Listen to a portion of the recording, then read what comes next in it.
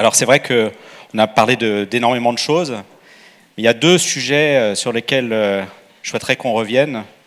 Le sujet de la décision et de nos managers qui décident dans un monde complexe dont on voit qu'il est de plus en plus difficile de à la fois les articuler et de les cranter, ces décisions. Et puis le sujet de la connaissance. Nous vivons aujourd'hui dans un monde très informé, surinformé presque, avide de connaissances, la preuve. On a cherché à en avoir aujourd'hui. Et se pose la question de faut-il toute cette connaissance pour décider ? Et comme je n'ai pas la réponse, mais que j'ai quelqu'un de bien informé pour y répondre, on a demandé à Étienne Klein, qui nous a fait le grand honneur de clôturer ce campus d'innovation managériale, de nous apporter ses lumières. Merci, cher Étienne, viens me rejoindre.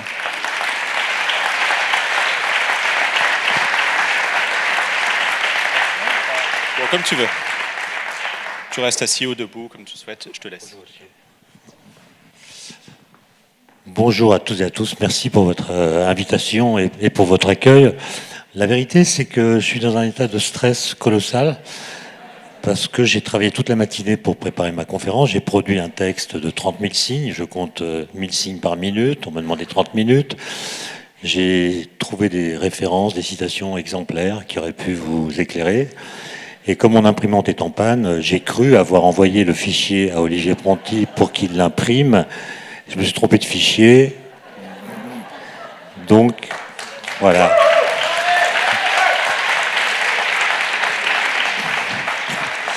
Oui, c'est gentil de m'applaudir, mais aucun d'entre vous ne voudrait être à ma place. Voilà.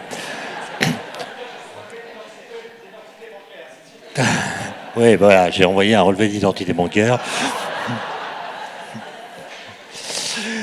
Bon, alors, le hasard des calendriers fait que hier matin, j'ai donné un cours à HEC. Et pendant que j'attendais les étudiants, j'ai vu sur un panneau qui clignotait dans le hall de l'école cette phrase HEC, the more you know, the more you dare. Plus vous savez, plus vous osez. Et peut-être parce que je savais que je devais parler ici aujourd'hui, j'ai trouvé cette phrase complètement absurde. Il est évident qu'elle est fausse. C'est plutôt les gens qui savent rien qui osent. Donald Trump, il est quand même beaucoup plus audacieux que beaucoup de médecins. Et pour aller dire que contre le Covid, on pourrait essayer l'ingurgitation d'eau de Javel, il faut être très très ignare. Et en même temps, il faut beaucoup oser. Quand Eisenhower décide le débarquement du 6 juin 1944, s'il avait eu connaissance des prédictions météo telles qu'on peut les avoir aujourd'hui, il aurait décidé d'annuler, ou en tout cas de reporter.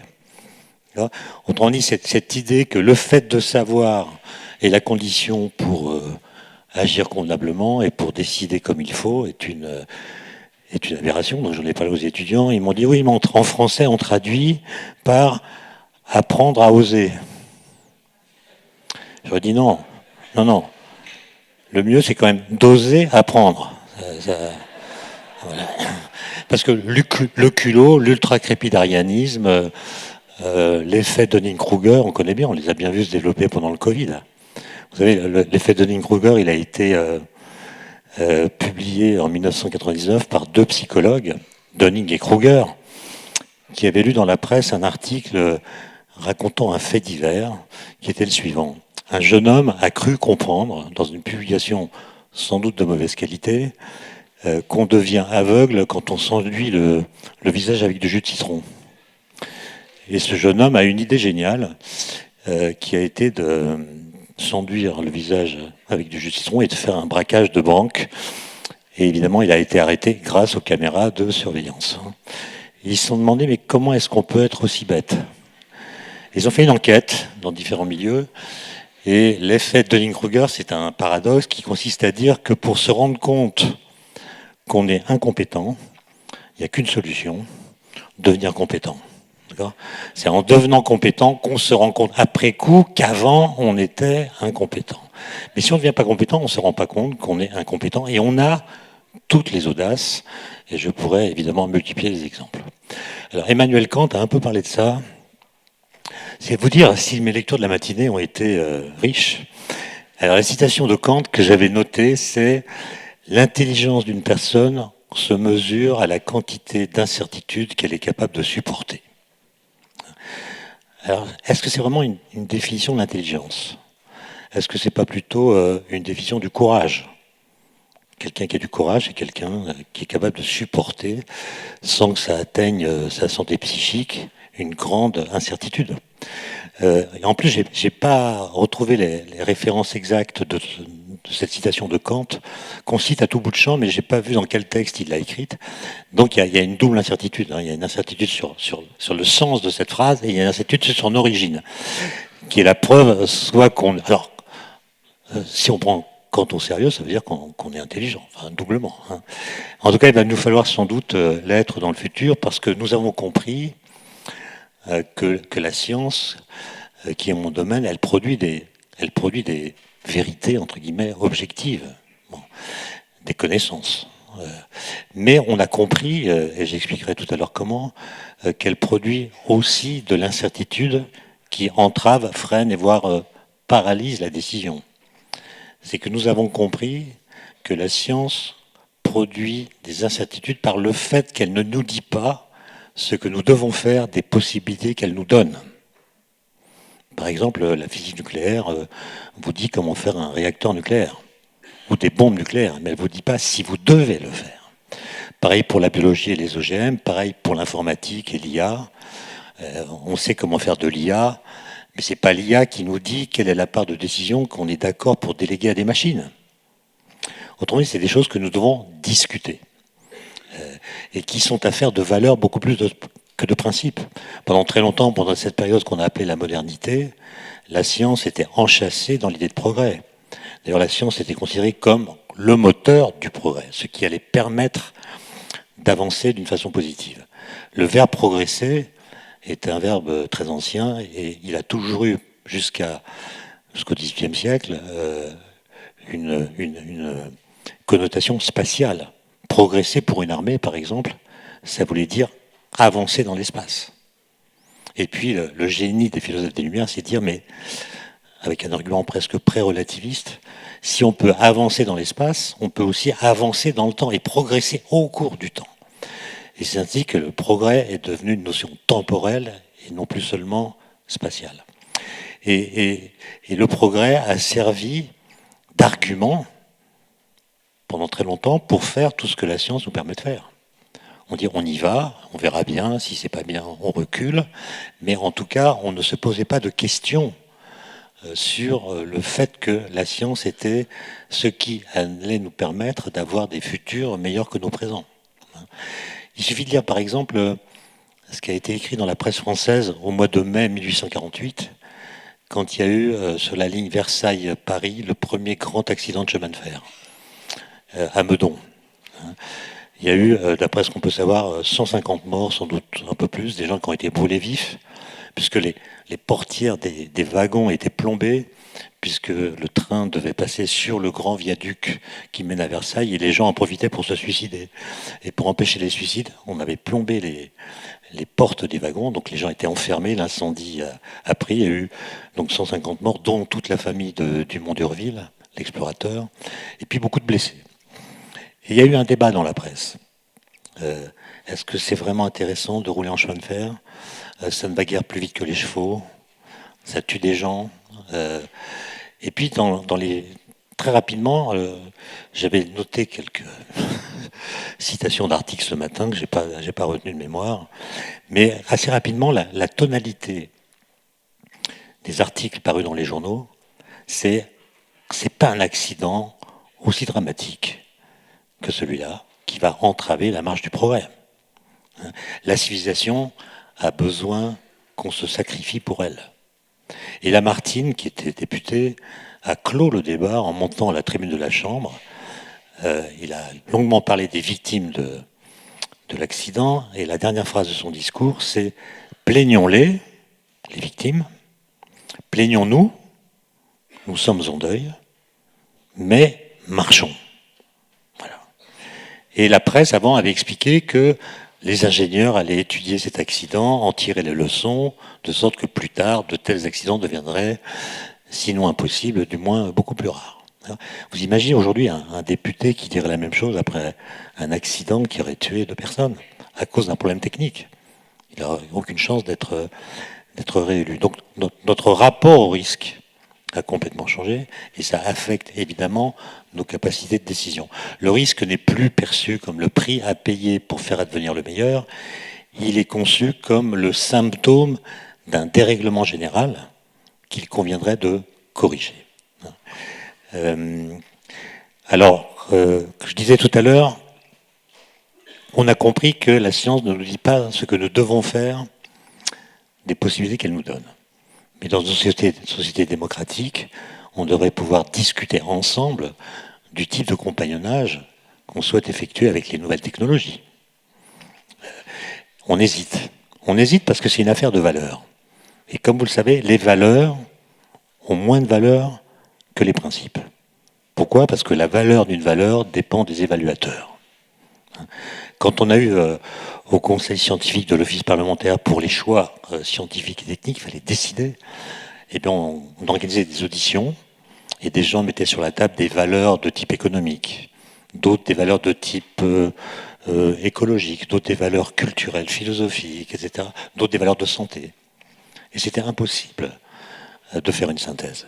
Parce que ces valeurs, étant faibles, entrent en compétition sans que l'une puisse prendre le pas sur toutes les autres.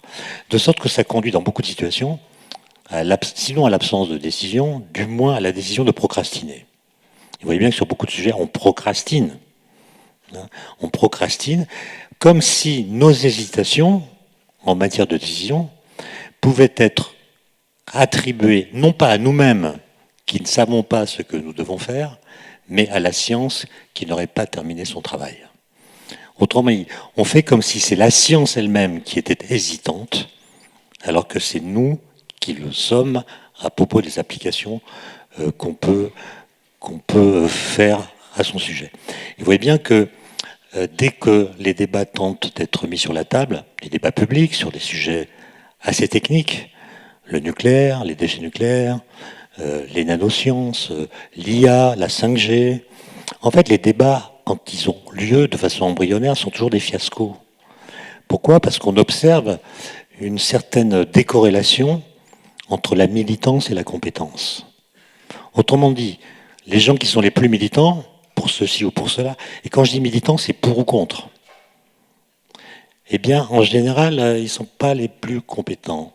Et les gens les plus compétents, en général, sont modérés, et étant modérés, s'engagent modérément. Par exemple, si vous prenez des gens qui se proclament pro-nucléaire, mais qui n'ont pas de formation scientifique, vous leur demandez, les amis, à votre avis, pourquoi est-ce qu'on met de l'uranium dans les centrales nucléaires ? Pourquoi on ne met pas du tungstène ou du krypton ? Le petit sondage que j'ai fait me montre qu'ils ne savent pas. Et si maintenant je m'adresse à des amis qui sont anti-nucléaires, et je leur demande, les amis, pourquoi est-ce qu'on met de l'uranium dans les centrales et pas du krypton, de l'aluminium ? Parfois je change les noms des métaux pour créer de la diversité et être plus inclusif, mais c'est la même chose, les gens disent on ne sait pas. Et donc là c'est une question que je vous pose, c'est comment se fait-il que le fait d'avoir un avis tranché sur une question dédouane de l'obligation ou de l'envie de s'instruire à propos de ce sur quoi on a un avis tranché. Pourquoi le fait d'être pro ou anti, nucléaire par exemple, autorise notre esprit à se désintéresser de ce qu'est le nucléaire ? Je pose la question parce qu'elle me fascine, et si elle me fascine, c'est parce que je n'en ai pas la réponse. C'est quand même très mystérieux. Normalement, se forger un avis, c'est un travail en fait. Il faut enquêter, s'instruire, interpeller les experts, et au bout de ce processus qui peut être très long, on est capable de défendre un avis avec des arguments qui viennent de l'auto-éducation qu'on sait faire. Ensuite, pour les décideurs que vous êtes, il y a un autre problème, c'est que nous avons compris que ce qui va se passer va en partie dépendre de ce que nous allons faire. Et comme nous ne savons pas ce que nous allons faire, nous ne pouvons pas savoir ce qui va se passer. Et donc on attend. On attend de voir ce qui va se passer pour essayer de comprendre ce qu'on doit faire. Mais comme ce qui va se passer dépend de ce qu'on va faire, ça tourne. Okay, et vous voyez que il est vrai que c'est là que l'idée de progrès nous manque. Je n'ai pas le temps de définir l'idée de progrès dans son sens le plus large, mais en gros quand même, croire au progrès, c'est faire l'effort intellectuel de configurer le futur à l'avance, par définition, à l'avance, d'une façon qui est crédible et attractive. Le progrès, c'est pas l'utopie, il ne s'agit pas de croire à un autre monde. Il s'agit de dessiner un monde dont nous pensons que nous pouvons l'atteindre. Et c'est la science qui nous donne, ou la technique, qui nous donne le chemin qu'il faut suivre pour atteindre ce monde. Et il faut que ce soit attractif, parce que l'idée de progrès n'est pas automatique. Il ne suffit pas d'y croire pour qu'elle se réalise. Il faut travailler à la faire advenir. Pour le dire en une phrase qui reprend un autre texte de Kant que j'aurais voulu citer en entier, croire au progrès, c'est accepter de sacrifier du présent personnel au nom d'un futur collectif. Et il me semble que la décision, elle n'est pas rendue possible par le fait qu'on a des connaissances. Elle est rendue possible par le fait qu'on a une petite philosophie de l'histoire personnelle. C'est-à-dire qu'on est capable de dire ce qu'on veut. Et quand on sait ce qu'on veut, il est plus facile de décider ce qu'on doit faire. Mais j'ai parlé de risque tout à l'heure. La notion de risque, elle est omniprésente. D'accord ? Il y a différents types de risques, objectifs, subjectifs, d'autres qui sont liés à l'incertitude. On a peur des risques. Bon, ça c'est une banalité que je peux dire même après avoir perdu mes notes. Mais vous voyez bien que on a l'impression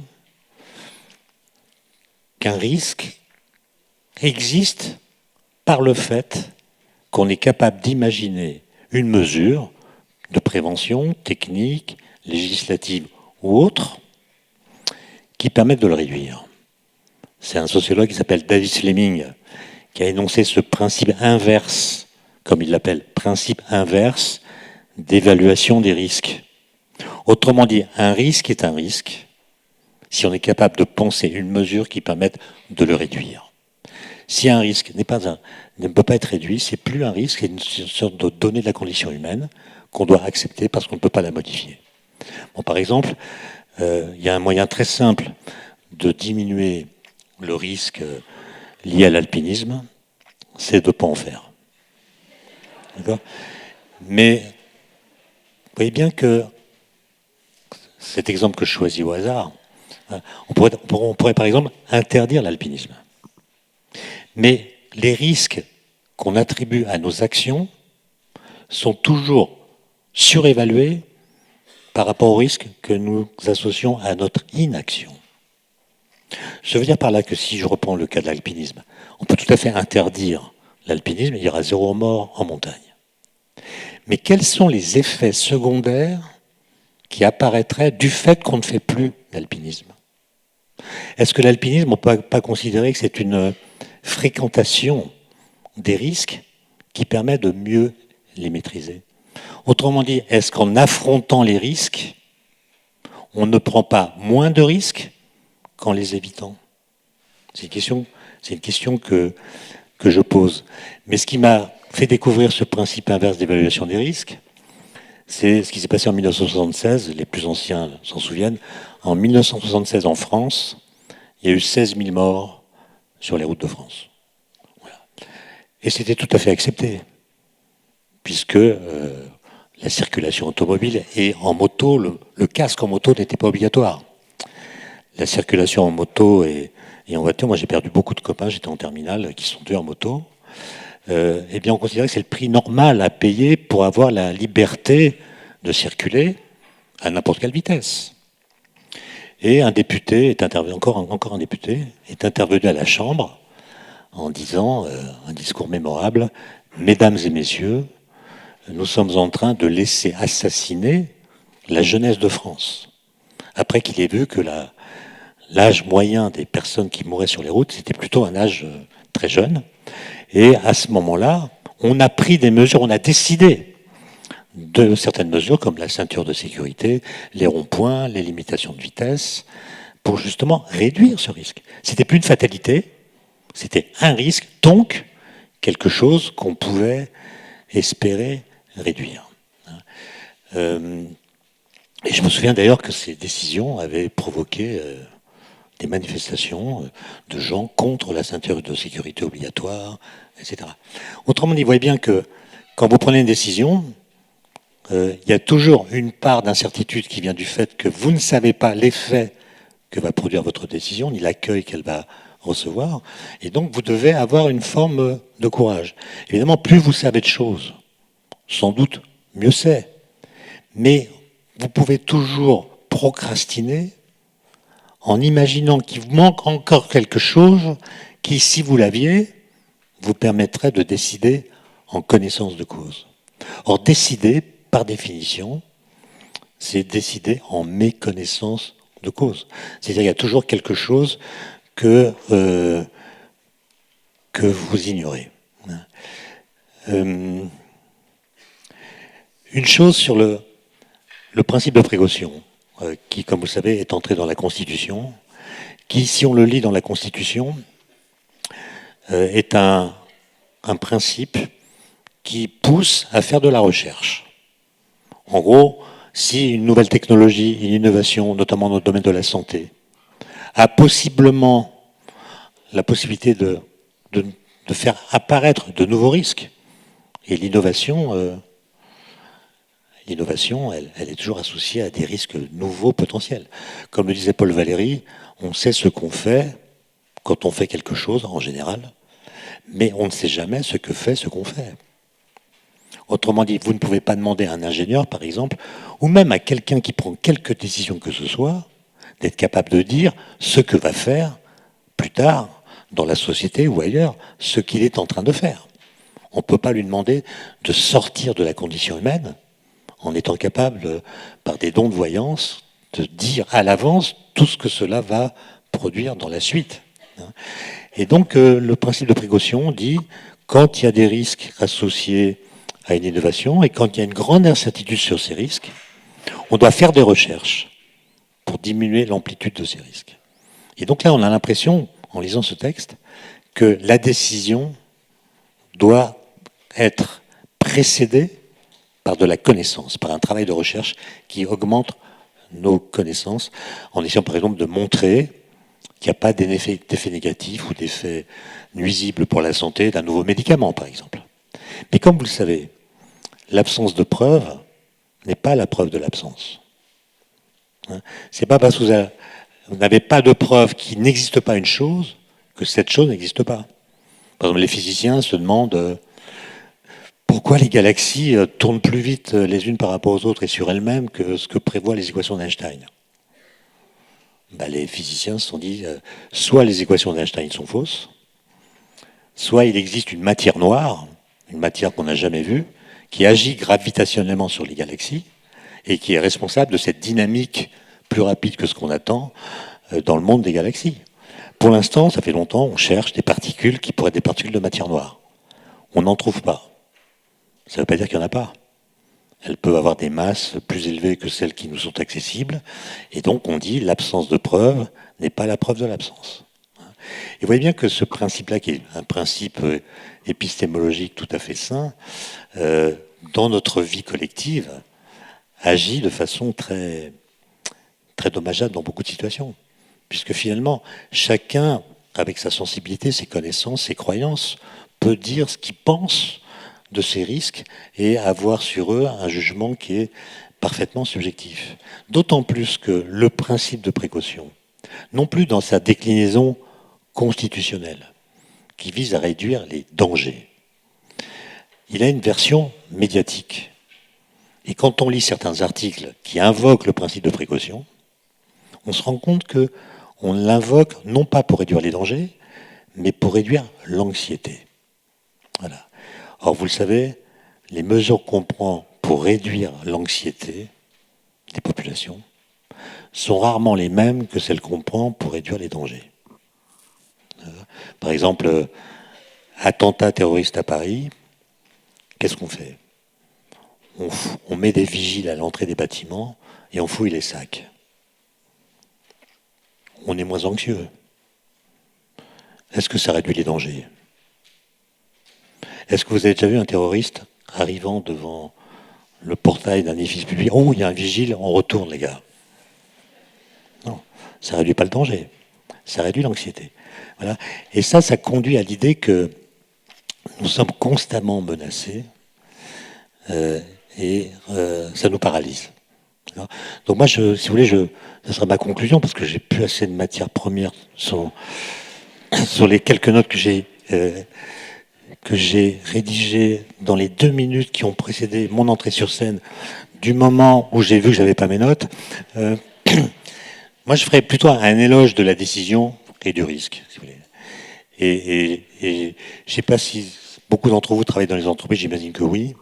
Dans les entreprises, dans les laboratoires de recherche, il y a un mot qui est devenu un mot phare, qui est le mot innovation. Le mot innovation a en fait remplacé dans les discours publics le mot progrès. À l'Académie des technologies, avec un logiciel, nous avons regardé au cours du temps, en prenant des archives très anciennes parfois, comment la fréquence d'usage du mot progrès a évolué et comment celle de l'innovation a également évolué. Et ce qu'on a vu, ce sont des choses que vous pouvez entendre avec vos oreilles, à savoir que le mot progrès, qui a été écrit pendant 3 siècles avec une majuscule, c'est un mot qui est un mot structurant de la modernité. En fait, il a perdu sa majuscule après la Deuxième Guerre mondiale. Et il a commencé à décliner en 1980, au moment où réapparaît dans la langue française un mot très ancien qu'on avait abandonné, qui est le mot innovation. Et le croisement entre le progrès qui descend et l'innovation qui monte s'est effectué en France en 2003. À d'autres dates dans d'autres pays européens, mais c'est la même idée, la même tendance en tout cas. Et le mot progrès a été complètement liquidé pendant le quinquennat 2007-2012.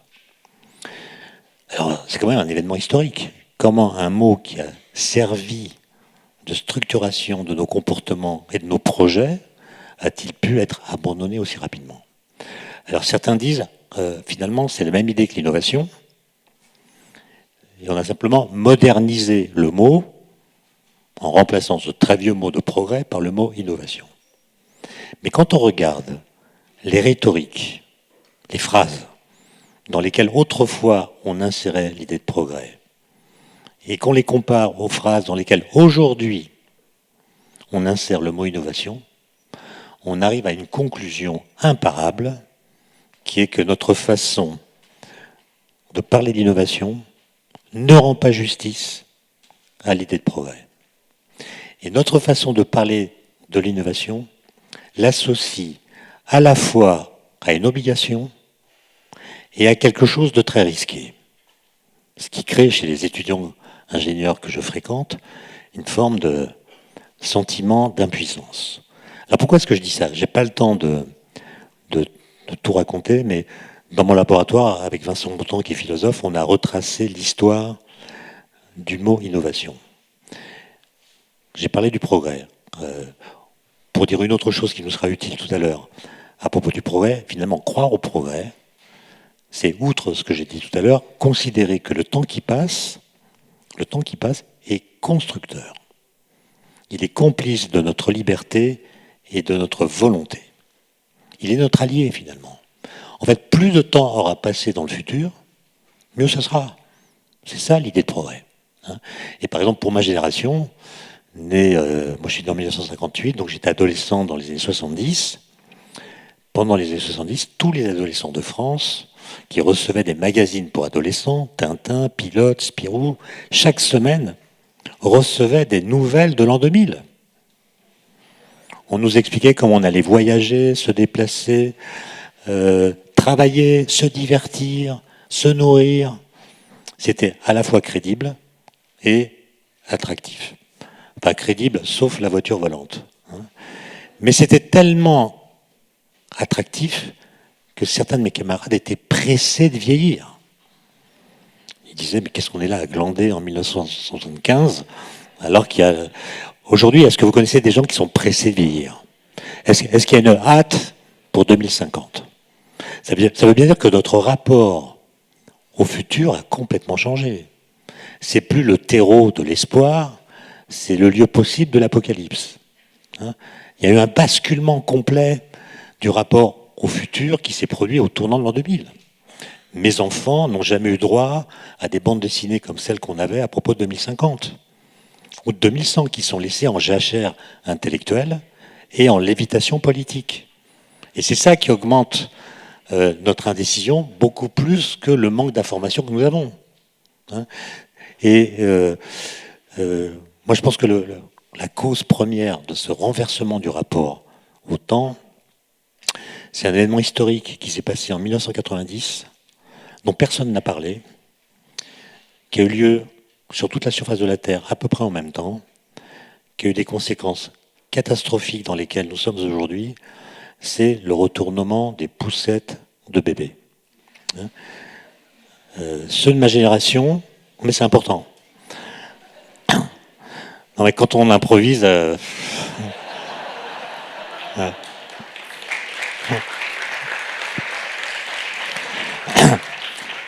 Quand on improvise, on prend des risques.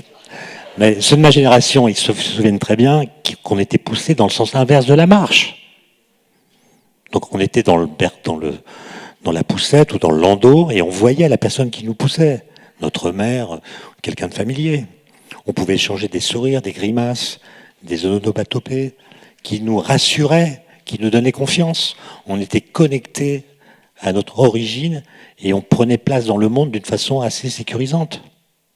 Puis quand on était suffisamment grand, on sortait de la poussette et on allait de l'avant avec une psyché capable de croiser des regards anonymes. Aujourd'hui, les gamins, ils sont poussés dans le sens de la marche. Ils ne voient que des visages anonymes. Et donc, ils ont un rapport au futur complètement angoissé, qu'on appelle l'éco-anxiété. Alors vous savez, ce qui a provoqué le retournement des poussettes, c'est la conjonction de deux événements. Le premier, c'est la mode de la course à pied, le jogging, qui commence dans ces années-là, et concomitamment, en Suède, l'invention des congés de paternité. Donc les pères, libérés de la contrainte du travail, poussent les poussettes, en même temps qu'ils veulent s'entraîner pour la course du dimanche. Et c'est ça qui a provoqué le retournement des poussettes. Donc la première chose à faire, c'est si on veut rétablir un rapport confiant avec le futur qui permettrait de prendre des décisions sereines, c'est de retourner les poussettes. Alors maintenant, pourquoi ? C'est quand même une catastrophe ce qui nous est arrivé là. Moi, je pensais lire un texte tout à fait argumenté, mais ça part dans tous les sens. Alors maintenant, pourquoi l'innovation ne rend pas justice à l'idée de progrès ? Le mot innovatio, en bas latin, il apparaît dans le vocabulaire juridique au XIVe siècle. Une innovatio, c'est ce qu'il faut faire à un contrat pour que le contrat ne change pas compte tenu d'un changement qui se produit dans sa périphérie. Autrement dit, c'est ce qu'on appelle aujourd'hui un avenant au contrat. Donc l'innovation, c'est ce qu'il faut changer dans le contrat pour que le contrat ne change pas. C'est déjà signe de mauvais signe. C'est-à-dire que l'innovation, elle est au service de la conservation et non pas du tout au service de la nouveauté.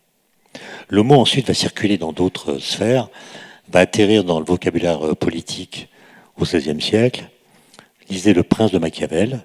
Le Prince de Machiavel, dans ce livre, Machiavel explique que le prince, quand il a le pouvoir, ne doit pas innover. Il doit faire comme font les princes. Recevoir, faire des fêtes, etc. Sauf, dit Machiavel, si son pouvoir est menacé.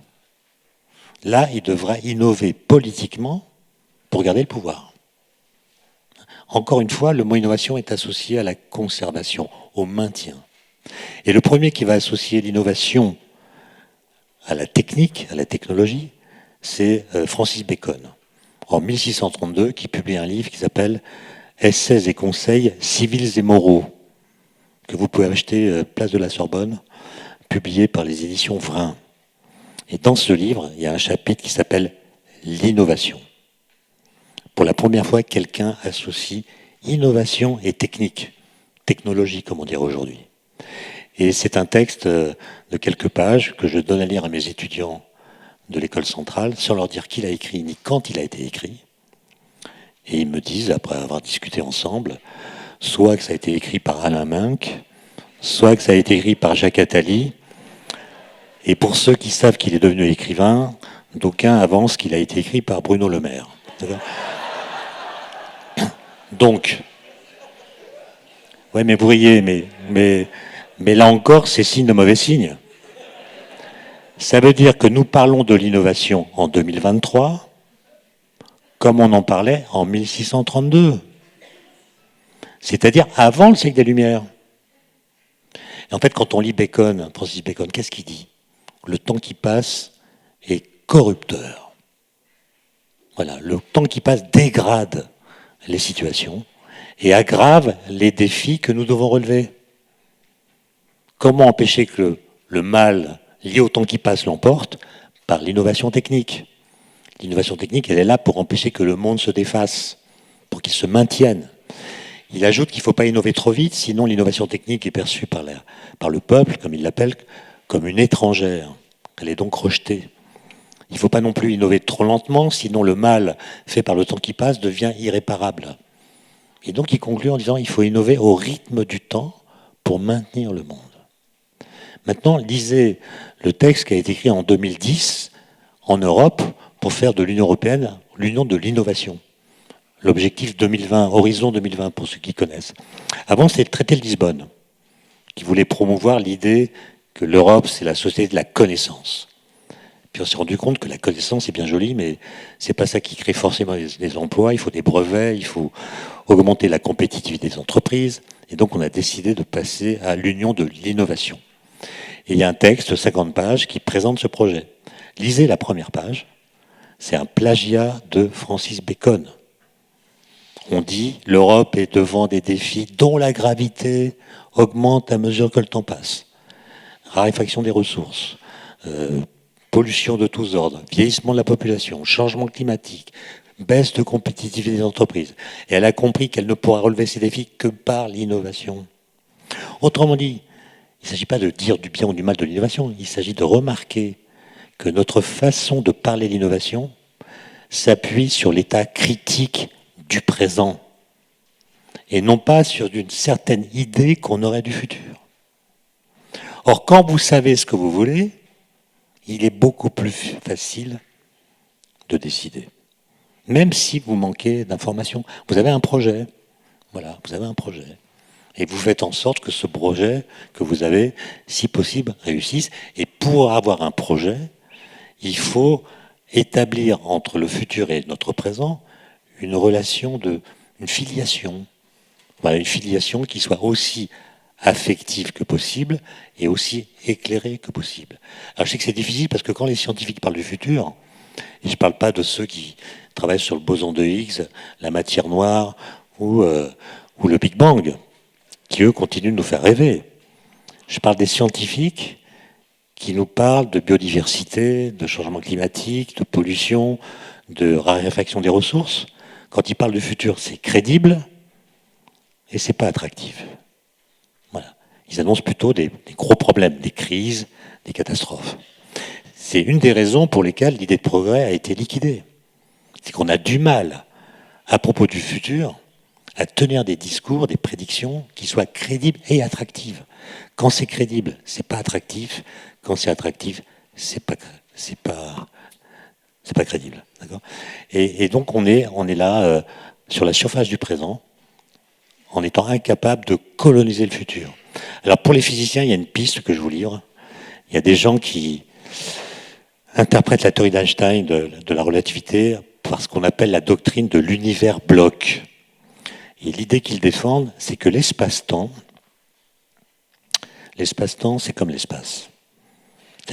L'espace-temps, il a été présent de toute éternité. Il a toujours été là. Par exemple, là, nous sommes à Paris, mais en même temps que nous sommes à Paris, existe la ville de Lyon, celle de Strasbourg, de Marseille, de Lille, Bordeaux, j'essaie d'oublier personne. D'ailleurs, toutes ces villes ont la même réalité, mais ce qui fait que Paris, pour nous, est spécial, c'est notre présence à Paris. Et quand vous voyagez en train pour aller d'une ville à l'autre, vous regardez par la fenêtre et vous dites le paysage défile. Qui est une phrase curieuse, parce que ce n'est pas du tout le paysage qui défile. C'est vous, par le mouvement du train dans lequel vous êtes, qui a créé l'impression que le paysage défile, qui lui ne défile pas. Vous devriez dire je défile devant le paysage.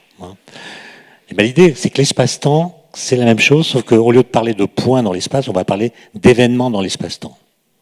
Et l'idée de l'univers bloc, c'est que tous les événements du passé sont encore dans l'espace-temps. Tous les événements futurs sont déjà dans l'espace-temps. Et ce que vous appelez le présent, c'est le lieu de votre présence. C'est votre présence dans l'espace-temps qui détermine ce que vous appelez le présent. Il n'y a pas un présent universel en relativité, c'est un présent local. Alors dans cette conception, la migraine que vous aviez hier, elle existe encore. Mais elle fait plus mal puisqu'elle n'est plus à l'endroit où vous êtes. C'est votre mouvement dans l'espace-temps qui crée l'impression que vous avez que le temps passe. C'est vous qui êtes le moteur du temps. Vous suivez votre ligne d'univers dans l'espace-temps et c'est ça qui temporalise les événements qui sont tous là dans votre cerveau d'observateur. Et donc, dans cette conception, le futur est déjà joué. Tout est déjà écrit. Et évidemment, c'est une théorie, une interprétation qui est contestée, notamment quand on y met de la mécanique quantique, qui, elle, promeut plutôt l'idée d'un présentisme. L'idée que le temps qui passe, il croit comme la tige d'une plante. Et la tige d'une plante, elle avance en colonisant le vide autour d'elle. Mais pour la physique quantique, on a plutôt le cours du temps qui est limité au présent, et c'est le renouvellement du présent, le renouvellement continu du présent qui crée le futur qu'on atteindra en disant qu'il est le présent. Okay ? Et quand on ne va pas attendre pour décider de ce qu'on fait, de ce qu'on veut, on ne va pas attendre que les physiciens se mettent d'accord. Et donc, je vous propose, et c'est ma conclusion, une synthèse entre l'univers bloc et le présentisme. On retient de l'univers bloc qu'il y aura du futur. Voilà, il y aura du futur. Et on retient du présentisme que ce futur n'est pas complètement déterminé. Il est en partie déterminé. Par exemple, le climat de la Terre dans les 30 prochaines années, il est déterminé par notre passé. Et nos actions les plus vertueuses n'auront d'effet vertueux qu'après. Les constantes de temps thermiques qui sont engagées dans le changement climatique sont telles qu'on n'a pas de maîtrise de ce qui va se passer dans les 30 ans qui viennent. C'est après qu'on pourra faire en sorte que ce changement climatique sera moins important que si on ne faisait rien. D'accord ?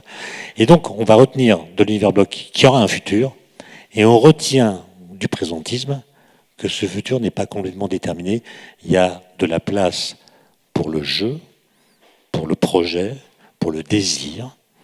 Et ça suppose de déterminer ce que nous voulons en tenant compte de ce que nous savons et en ayant le courage de décider en méconnaissance de cause. Voilà, ne refaites plus jamais ça. Merci pour votre...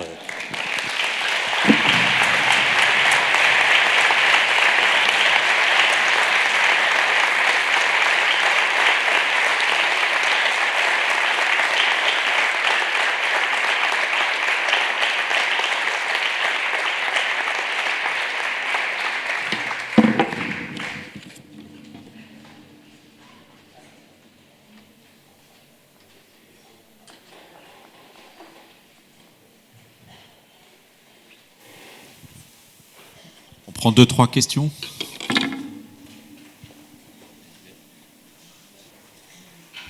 Merci. Bonsoir. Je ne sais pas si c'est plus stressant de prendre la parole sans avoir de notes et être Étienne Klein ce soir, ou si c'est de ne pas être scientifique et de poser une question à Étienne Klein, comme je vais le faire maintenant. Vous avez beaucoup parlé depuis le Covid, on vous entend beaucoup sur cette question de la connaissance pour, à défaut, même sans prendre une décision, une position dans la société sur certains sujets qui nous traversent tous aujourd'hui.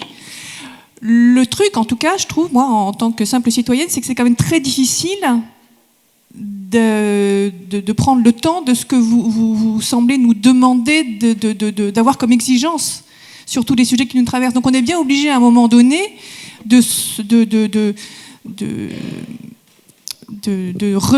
déléguer ces certitudes ou ces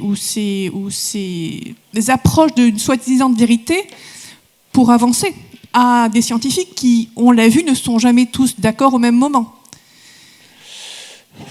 Alors quand je vous écoute ce soir ou quand je vous ai beaucoup écouté ces derniers temps, j'ai toujours trouvé que c'était difficile de me mettre, je vais parler comme mon nom, au niveau d'exigence que vous nous proposez d'atteindre. Oui, merci pour cette question qui est très pertinente. Alors d'abord, je réagis à votre phrase, les scientifiques ne sont pas d'accord entre eux. Je pense que vous savez, en France, c'était mesuré par l'équipe de Daniel Cohen, un rapport d'étape du Covid 18 mois après le début de l'épidémie, en mars 2021. Il a publié un rapport, une étude européenne, sur 3 sujets. Le premier, c'était la santé de l'économie. Le deuxième, c'était la santé psychique des populations après des mois de confinement. Et le troisième sujet, c'était la confiance dans la science.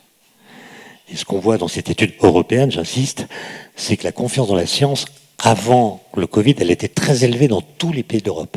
90%. Je n'ai pas le temps d'expliquer ce que veut dire 80%, mais notez que c'est un chiffre élevé. Voilà. Et cette confiance dans la science, elle est restée stable dans tous les pays d'Europe, moyennant quelques fluctuations liées évidemment aux aléas de l'épidémie. Sauf dans un pays, la France, où la confiance dans la science a perdu 22 points de pourcentage en 18 mois. Et donc il y a une exception culturelle française de ce point de vue-là. Il faut comprendre comment la mise en scène de la science et de la recherche en France s'est distinguée de la mise en scène de la science et de la recherche dans d'autres pays d'Europe. Il y a des événements qui sont produits en France, notamment la mise en avant de certaines personnalités, qui auraient été impossibles en Allemagne ou en Angleterre. Un gars qui... Enfin bon... Alors, une des causes, c'est que dès le début, on a confondu la science et la recherche. La science et la recherche, ça n'a rien à voir. Alors, la science, c'est un corpus de connaissances qui sont, pense-t-on, les bonnes réponses à des questions bien posées. Vous avez le droit de les critiquer, ces réponses. Mais vous ne pouvez les critiquer qu'avec des arguments scientifiques. Pas avec votre ressenti, vos croyances, vos préjugés. Ça ne suffit pas. Quand un étudiant me dit « Ouais, la dilatation des durées prévue par Einstein, j'y crois pas parce que je la sens pas. » Je dis « Garçon, voilà, travaille. » Le ressenti, ça ne suffit pas. Et ce corpus de connaissances qui est la science, nous savons qu'il pose des questions dont nous savons que nous n'en connaissons pas les réponses. Et c'est pour ça qu'on fait de la recherche. On fait de la recherche parce qu'on sait qu'on ne sait pas. Mais pour savoir ce qu'on ne sait pas, il faut savoir ce qu'on sait. Donc le doute, ce doute-là, qui est un doute très particulier, c'est le doute des savants. Ils savent ce qu'on sait, ils savent ce qu'on ne sait pas. Et ils font des recherches.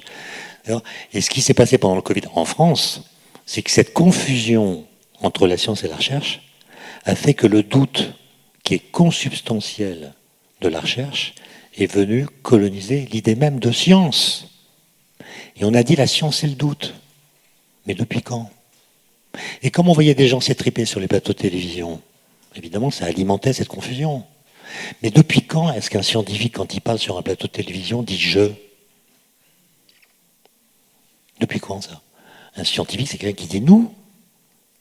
La science, comme disait Popper, c'est la coopération amicalement hostile des citoyens de la communauté du savoir.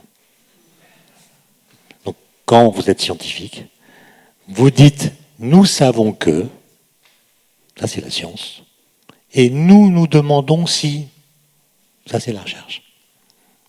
Quand un scientifique ne dit pas « nous », par exemple, si vous faites un débat ici sur la matière noire, comme on ne sait pas si elle existe ou pas, vous allez avoir des physiciens qui ne seront pas d'accord. Mais une fois qu'on aura réglé la question, ils diront la même chose. Le boson de Higgs qu'on a détecté en 2012 prédit théoriquement en 64, entre 1964 et 2012, je ne vous raconte pas les colloques. Les gens n'étaient pas d'accord. Puis un jour, on a réussi à faire parler un bout du réel en détectant le boson de Higgs. Et là, c'est réglé. Il y a d'autres questions qui se posent, mais plus celles de son existence. Donc la science et la recherche, c'est pas la même chose. Et ça, c'est important de le montrer dans les situations de crise comme celle qu'on a traversée. Sans quoi, en effet, chacun se dit, puisqu'ils ne sont pas d'accord, je suis moi aussi compétent et je vais dire dans les réseaux sociaux ce qu'il faut penser de tel ou tel sujet qui semble faire controverse. Voilà. Ensuite, je ne défends pas, même si mes propos étaient peut-être ambigus, je ne défends pas du tout une conception scolaire de la citoyenneté. Je veux dire par là qu'un citoyen qui ne s'intéresse pas aux sciences, qui les ignore, voire qui les méprise, n'est pas un moins bon citoyen qu'un citoyen qui s'y intéresse. On ne va pas corréler la citoyenneté au degré de connaissance scientifique ou autre des citoyens. On est tous égaux de ce point de vue-là. N'empêche que quand vous êtes amené à prendre des décisions sur des sujets qui ont une composante scientifique, ben vous devez quand même tenir compte de ce qu'on sait dans votre façon de décider. Ça demande un travail, il ne s'agit pas d'être omniscient. D'ailleurs, quand on parle de ces questions, on oppose toujours les scientifiques et le public. Mais cette séparation est factice. Si vous m'interrogez sur le boson de Higgs, je pourrais vous répondre longuement. Si vous m'interrogez sur la nucléosynthèse primordiale, je pourrais vous répondre longuement. Si vous m'interrogez sur le principe de fonctionnement du vaccin ARN messager, je vais bégayer. Donc je ne suis pas compétent. Donc, un scientifique, il est compétent dans son champ, aux abords de son champ, mais pas dans les autres disciplines. Peut-être que la différence qu'il a avec le grand public, c'est qu'il fait plus confiance aux scientifiques des autres disciplines que le grand public. Et encore faudrait-il le prouver. Moi, ce qui me frappe, si vous voulez, c'est que je ne demande pas que les gens montent en compétence. Mais quand une question est posée, dont nous savons que personne ne connaît la réponse, c'est pas la peine de faire semblant de la connaître. Voilà. Un vrai scientifique, au début de la pandémie, les scientifiques étaient invités sur les plateaux. À la plupart des questions qui étaient posées par les journalistes, disaient « nous ne savons pas ». Nous ne savons pas. C'est nouveau. On n'a pas eu le temps de faire des recherches. C'est nouveau. Nous ne savons pas. Et ces journalistes, ces experts, étaient rapidement, médiatiquement détrônés par des gens qui savaient tout. Voilà. Ça, c'est une spécificité française. Parce que nous, quand un scientifique dit « je ne sais pas », nous pensons qu'il est un mauvais scientifique. Alors qu'au contraire, c'est sûrement un très bon. Et donc, voilà, moi j'ai été, comme vous sans doute, on a vu sur la chaîne du Sénat LCP les auditions jusqu'au mois de mars 2023 de la commission d'enquête sur la souveraineté énergétique de la France. On a auditionné, une commission auditionné des anciens ministres qui avaient pris des décisions importantes en matière d'énergie et d'environnement. Bon, ben voilà, j'ai pas une conception scolaire de la citoyenneté, mais si vous êtes ministre et si dans votre portefeuille il y a une composante scientifique importante, même si vous n'êtes pas scientifique, au moment où vous prenez votre poste, vous allez acheter, en cachette ou pas d'ailleurs, des que sais-je. Voilà, vous lisez des que sais-je. Que sais-je. Que sais-je. Je suis responsable des déchets nucléaires. Est-ce que je pourrais pas m'offrir un petit livre sur la radioactivité? Voilà. Et les auditions dont je parle ont montré qu'aucun ne l'a fait. Aucun ne l'a fait. Au point que vous avez quelqu'un que je ne vais pas nommer avec des très grandes ambitions qui croit que la radioactivité, sous prétexte qu'on parle de période radioactive, c'est un phénomène périodique. Et donc si un atome a une période de 10 ans, c'est-à-dire tous les 10 ans, il crache une balle d'A. Jusqu'à la fin des temps. Et ces gens prennent des décisions sur les déchets nucléaires. Et il y a aussi... Et donc moi, je pense que quand on a des responsabilités, on doit monter en compétence dans le champ de ces responsabilités. Et là, pour le coup, je contredis ma phrase de départ. Pour décider, il faut un minimum savoir. En tout cas, apprendre.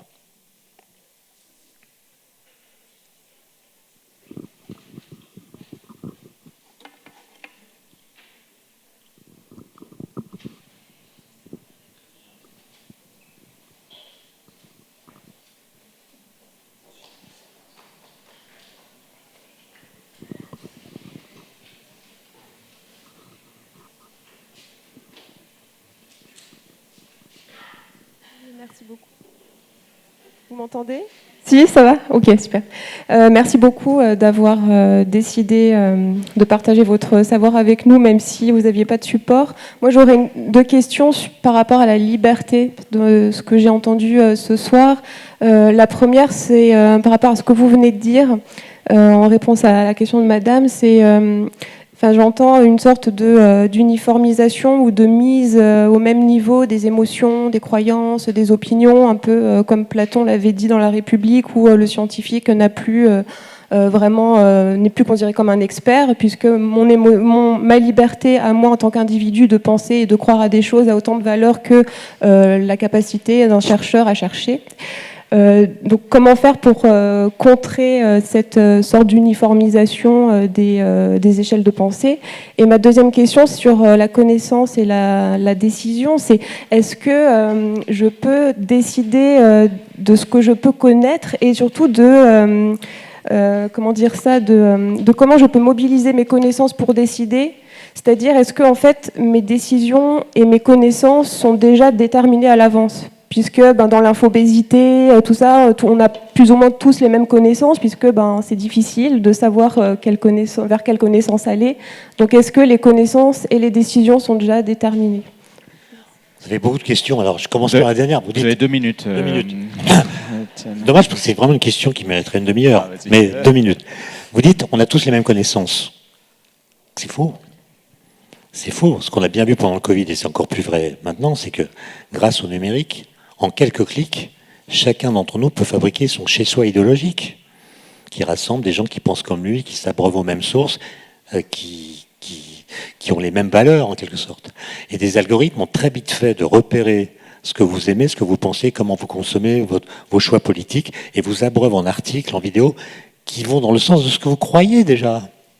Autrement dit, se constitue grâce au numérique ce que Tocqueville appelait des petites sociétés, des clans de gens qui ont les mêmes valeurs, qui pensent de la même façon, et qui pensent que les valeurs auxquelles ils croient et qu'ils soutiennent sont plus importantes que les valeurs du contrat social.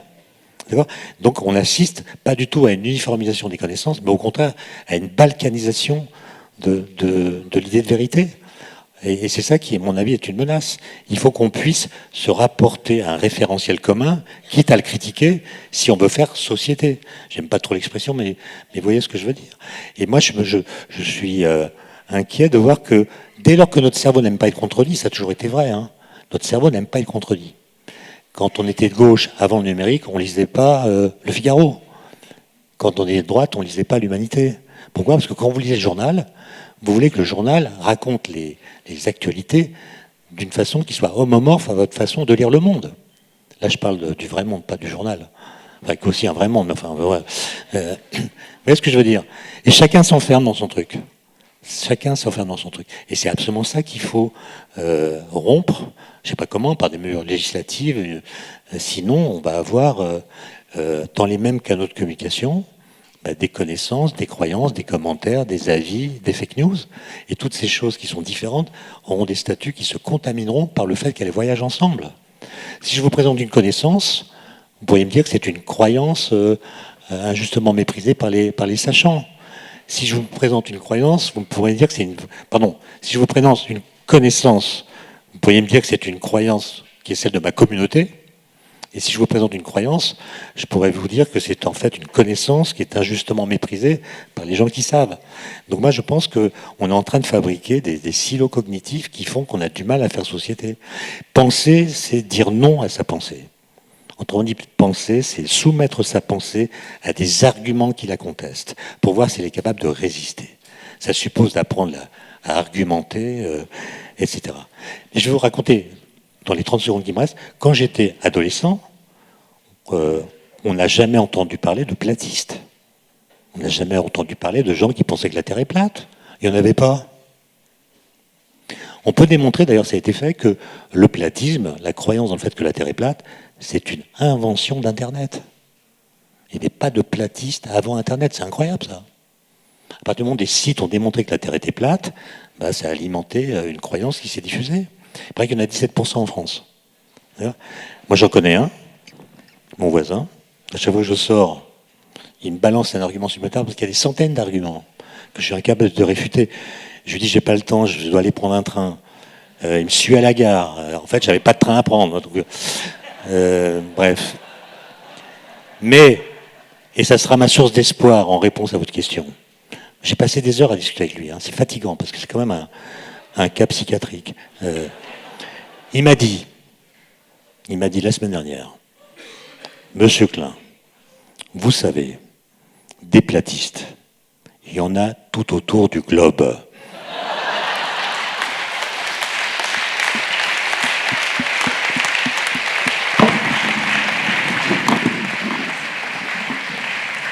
Merci beaucoup, cher Étienne. Merci.